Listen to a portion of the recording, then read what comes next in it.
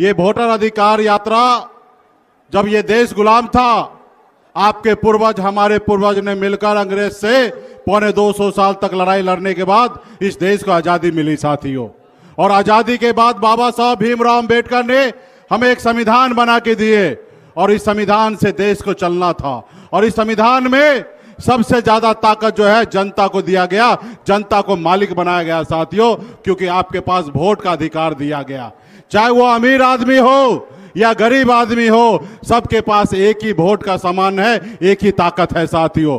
और आपके वोट से समय समय पर इस देश में, राज्य में सरकार बनते रहा और हमेशा नेता को हमेशा डर होता है कि 5 साल जनता के लिए अच्छा काम करे, नहीं तो जनता हमें बदल देगी।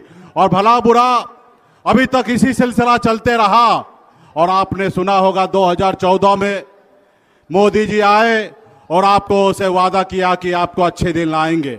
उन्होंने आपसे वादा किया 2 करोड़ युवा को हर साल नौकरी देंगे।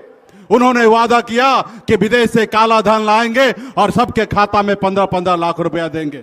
लेकिन साथियों, वो कैसे लाएंगे?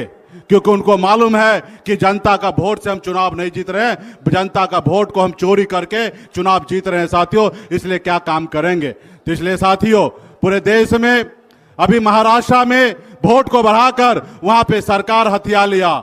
बिहार में चाह रहे हैं कि वोट को कम करके यहां पे सरकार बना लेंगे। ये लोकतंत्र में ये विधायक को खरीदते हैं, ये सांसद को खरीदते हैं साथियों। ये पहले तो जनता का वोट खरीदते थे। जब जनता बाबा साहब भीमराव अंबेडकर के संविधान को लेकर जब जागरूक हुआ, तभी ये लोग ऑपरेशन लोटस करते हैं। इन्होंने विधायक और सांसद खरीदने का काम कर रहे हैं साथियों।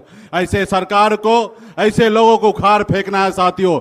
इसके लिए लड़ाई अभी खत्म नहीं हुआ है। ये यात्रा भले ही खत्म हो गया है, लेकिन यहाँ पे हमारे जितने भी महागठबंधन के सभी साथी हैं, सबसे आग्रह करता हूं कि गांव-गांव में जाकर, बूथ-बूथ पर जाकर अपने लोगों का वोट का रक्षा कीजिए। अब मजबूती में जो चुनाव होने वाला है और निश्चित तौर पे इसमें परिवर्तन लाइए।